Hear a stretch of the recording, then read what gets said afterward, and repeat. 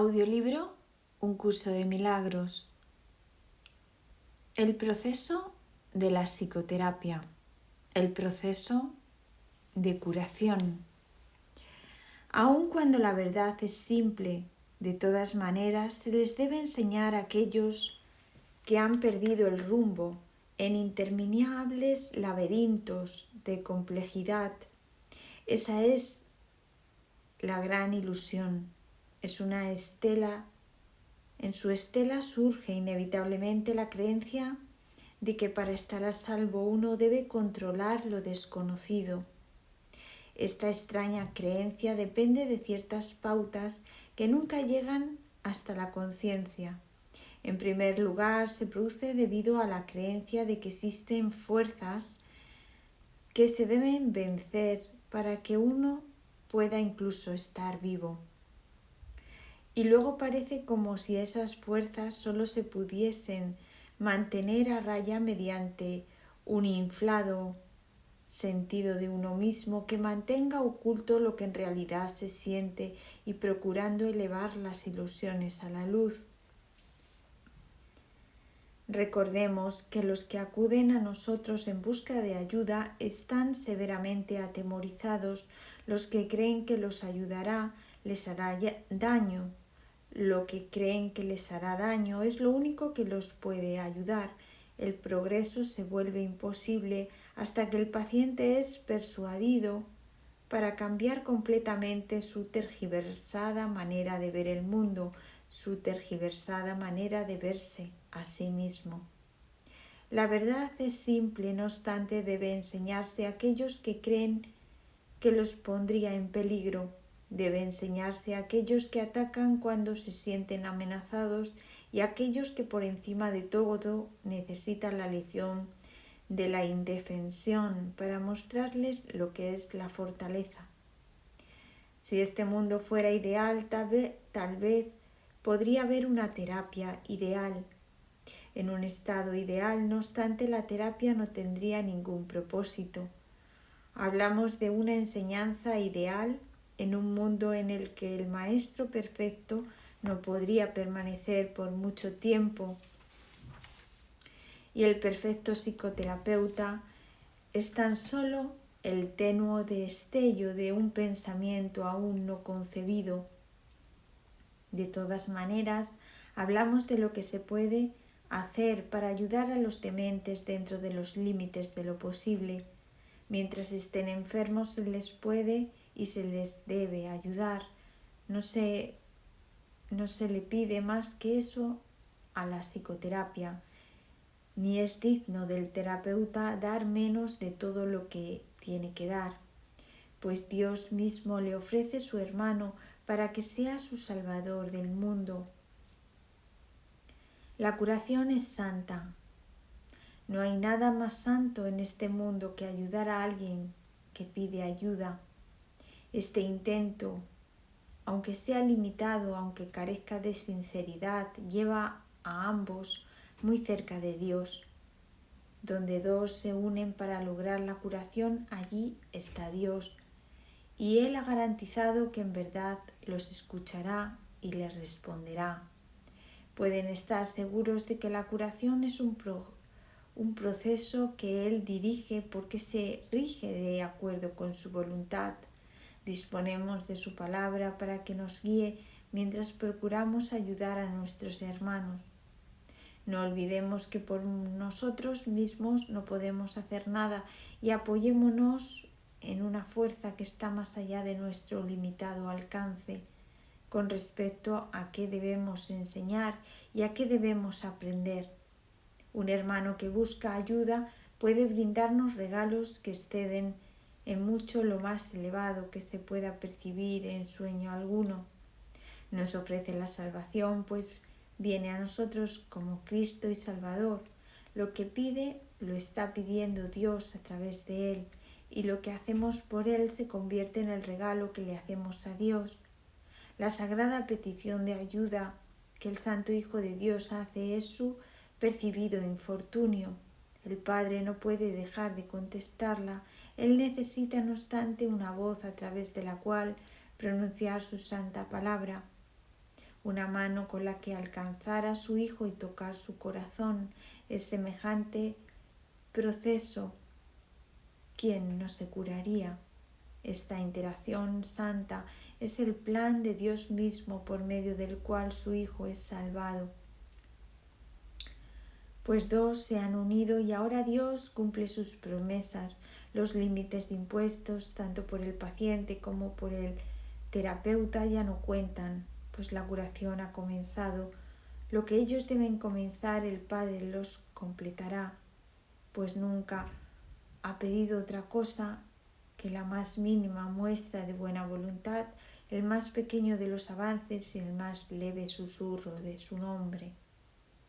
Pedir ayuda en la forma que sea es apelar a Él, y Él enviará su respuesta a través del terapeuta que mejor pueda servir a su hijo en su actual necesidad.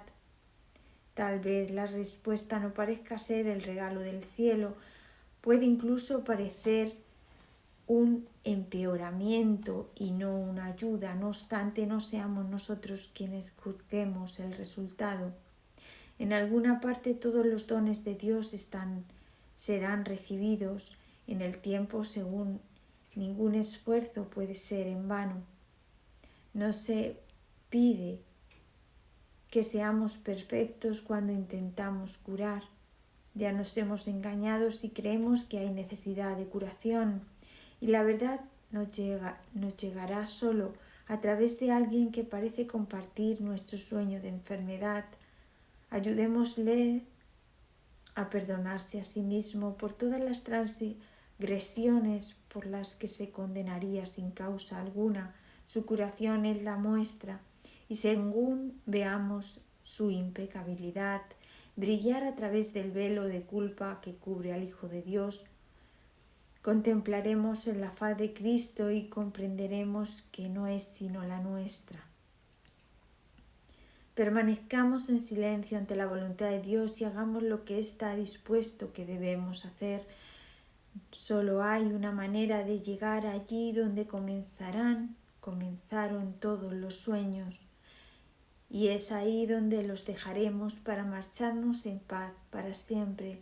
Si oyes la petición de ayuda de un hermano, respóndele. Será Dios a quien respondes, pues lo invocaste. No hay otra manera de oír su voz, no hay otra manera de buscar a su Hijo, no hay otra manera de encontrar tu ser. La curación es santa, ya que el Hijo de Dios retorna al cielo a través de su tierno abrazo, pues la curación le dice por medio de la voz que habla por Dios que todos sus pecados le han sido perdonados. 6. La definición de la curación. El proceso de la psicoterapia se puede definir entonces simplemente como perdón, pues ninguna curación puede ser otra cosa. Los que no perdonan están enfermos al creer que no han sido perdonados. El aferrarse a la culpa, ceñirla estrechamente y ofrecerle refugio, protegerla amorosamente y estar alerta para defenderla no es otra cosa que una implacable negativa a perdonar. Dios no puede entrar ahí, repiten los enfermos una y otra vez mientras lamentan su pérdida y sin embargo encuentran deleite en ella. La curación tiene lugar una vez que el paciente comienza a oír el canto fúnebre que entona y cuestiona su validez. Hasta que no lo oye no puede entender que es él quien se lo canta a sí mismo. Oírlo es el primer paso en la recuperación, cuestionarlo debe ser entonces su elección. Hay una tendencia, y muy fuerte, por cierto, al oír este canto de muerte solo por un instante y a descartarlos sin haberlo corregido. Estas fugaces tomas de conciencia representan las muchas oportunidades que literalmente se nos brindan para cambiar de melodía. En su lugar podemos oír el oído de la curación, el sonido de la curación, pero antes debe surgir la buena voluntad de cuestionar la realidad del canto de condenación, las extrañas distorsiones que de manera inextricable están entretejidas dentro del concepto del yo, que en sí no es más que una pseudocreación, hacen que ese feo sonido parezca verdaderamente hermoso, mas en lugar de esos estrepitosos y desagradables chillidos podría oírse el ritmo del universo, el cántico del ángel heraldo y otros más. El oído traduce, no oye; el ojo reproduce, no ve. La tarea de ambos es hacer agradable aquello que se invoca, por muy desagradable que pueda ser. Responden a las decisiones de la mente, reproduciendo sus deseos y traduciéndolos a formas aceptables y placenteras. A veces el pensamiento, tras la forma, se deja entrever, pero solo un momento, y la mente se asusta y comienza a dudar de su cordura, mas no permite que sus esclavos cambien las formas que contemplan ni los sonidos que oyen.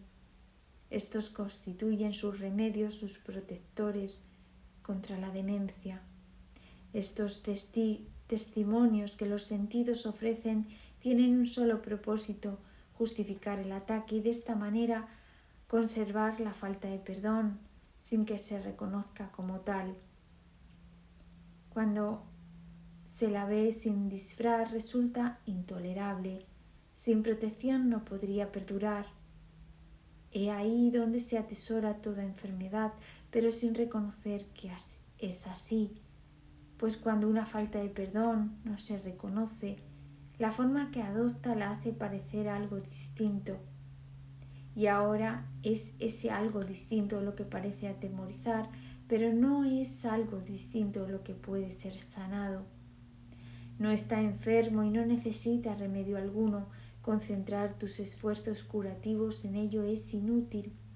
¿Quién podría curar lo que no está enfermo y hacer que se recupere?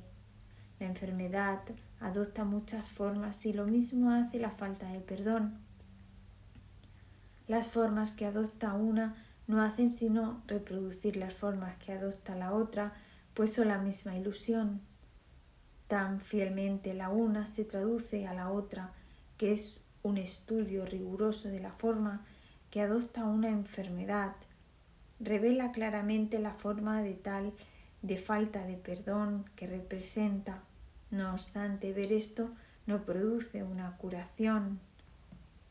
Esta se logra mediante un solo reconocimiento que solo el perdón cura una falta de perdón, y que solo una falta de perdón puede ser el origen de cualquier clase de enfermedad.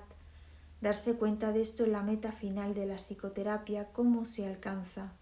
El terapeuta ve en el paciente todo aquello que él no se ha perdonado a sí mismo, y de esta manera se le da otra oportunidad de verlo, reevaluarlo y perdonarlo. Cuando esto ocurre, ve sus pecados desaparecer en un pasado que ya no está aquí. Hasta que no lo haga, no podrá sino pensar que el mal lo asedia aquí y ahora.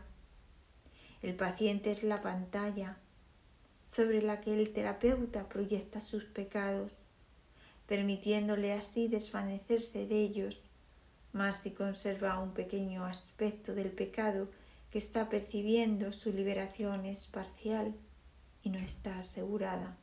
Nadie se cura solo. Este es el feliz canto que la salvación entona a todo aquel que oye su voz. Nunca serán suficientes las veces que esta afirmación deba ser recordada por todos aquellos que se consideran terapeutas. No hay otra manera de ver a sus pacientes salvo como los portadores del perdón, pues son ellos quienes vienen a demostrar su impecabilidad ante ojos que aún creen que el pecado existe y que se puede ver, mas la prueba de la impecabilidad vista en el paciente y aceptada en el terapeuta le ofrece a la mente de ambos un convenio en el que se encuentran, se unen y se hacen uno. 7. La relación paciente-terapeuta ideal. ¿Quién es entonces el terapeuta y quién el paciente? Al final todo el mundo desempeña ambos papeles. Aquel que necesita curación debe curar. Médico, cúrate a ti mismo. ¿Quién más si no necesita curarse? ¿Y quién más si no tú tiene necesidad de curación? Cada paciente que acude a un terapeuta le ofrece a éste la oportunidad de curarse a sí mismo. Por lo tanto, es su terapeuta y cada terapeuta debe aprender a curarse de cada paciente que acude a él. De esta manera, el terapeuta se convierte en el paciente. Dios no sabe nada de separación. Lo único que sabe es que tiene un hijo. Su conocimiento se ve reflejado en la relación paciente-terapeuta ideal. Dios acude a aquel que lo llama y éste se reconoce a sí mismo en él. Piensa detenidamente, maestro y terapeuta, ¿por quién oras? ¿Y quién es el que necesita curación? Pues la terapia es oración y la curación es su mira y su resultado. ¿Quién es la oración? ¿Qué es la oración sino la unión de mentes en una relación en la que Cristo puede entrar a formar parte? Esa es su morada a la que la psicoterapia lo invita. ¿Qué sentido tiene la curación de un sistema, de un síntoma, si siempre hay otro que se puede elegir? Mas una vez que Cristo ha entrado, ¿qué otra elección hay salvo permitir que se quede? No hay necesidad de más, pues eso es todo. Ahí está la curación, la felicidad y la paz. Estos son los síntomas de la relación paciente-terapeuta ideal que reemplazan a aquellos con los que el paciente llegó cuando vino pidiendo ayuda. El proceso que realmente tiene lugar en esta relación es uno en el que el terapeuta le dice a su paciente de todo corazón que todos sus pecados le han sido perdonados junto con los suyos propios. ¿Qué diferencia hay entre la curación y el perdón? Solo Cristo perdona, pues conoce su total falta de pecado. Su visión sana la percepción y la enfermedad desaparece, pues una vez que su causa ha sido eliminada no vuelve a presentarse más. Para que esto tenga lugar, no obstante, se necesita la ayuda de un terapeuta muy avanzado, capaz de unirse al paciente en una relación santa en la que todo sentido de separación finalmente se supera. Para ello se requiere una cosa y solo una, que el terapeuta no se confunda a sí mismo con Dios en modo alguno. Todo sanador no sanado cae en esa confusión fundamental de una u otra forma al considerarse su propio creador en lugar de creado por Dios. Rara vez, si acaso, es esta una confusión de la que es consciente, o el sanador no sanado se convertiría instantáneamente en un maestro de Dios y consagraría su vida a la verdadera curación. Antes de llegar a este punto, pensó que estaba a cargo del proceso terapéutico y que por lo tanto era responsable de sus resultados. Los errores del paciente se convirtieron así en sus fracasos y la culpa se convirtió en la envoltura oscura y férrea de lo que debía ser la santidad de Cristo. La culpabilidad es inevitable para aquellos que se valen de su propio juicio al tomar decisiones, pero es imposible para aquellos a través de los cuales habla el Espíritu Santo. Eliminar la culpa es el verdadero objetivo de la terapia y el evidente objetivo del perdón. En esto su unicidad se puede apreciar claramente, más como podría experimentar el final de la culpa quien se siente responsable de su hermano en el papel de guía suyo. Tal función presupone un conocimiento que nadie aquí puede poseer, una certeza del pasado, del presente y del futuro, así como de todos los efectos que en ellos pueden ocurrir. Solo desde esta perspectiva omnisciente podría ser posible semejante función, mas ninguna percepción es omnisciente, ni es el diminuto yo de uno solo contra el universo capaz de asumir que posee tal sabiduría, excepto en la locura. Que muchos terapeutas están locos es obvio. Ningún sanador no sanado puede estar completamente cuerdo.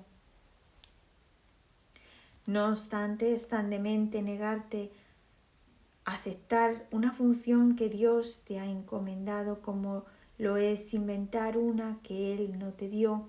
El terapeuta avanzado en ningún caso puede dudar del poder que hay en él, ni tampoco de la fuente de ese poder. Comprende que todo poder en la tierra y en el cielo le pertenece por ser quien es, y Él es quien es debido a su Creador, cuyo amor reside en Él y quien jamás puede fallar. Piensa en lo que esto significa. Los regalos de Dios son muchos para darlos. Sus pacientes son los santos de Dios, quienes invocan su santidad para hacerla suya, y según Él se le concede. Ellos contemplan la radiante faz de Cristo, que a su vez los contempla a ellos. Los dementes, al creer que son Dios, no temen ofrecer debilidad al Hijo de Dios y por esa razón lo ven en Él ciertamente. Los atemoriza.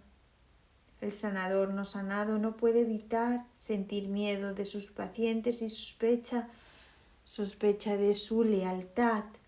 Por la traición que ve en sí mismo intenta curar y en ocasiones tal vez lo consiga, pero su éxito será limitado y de corta duración.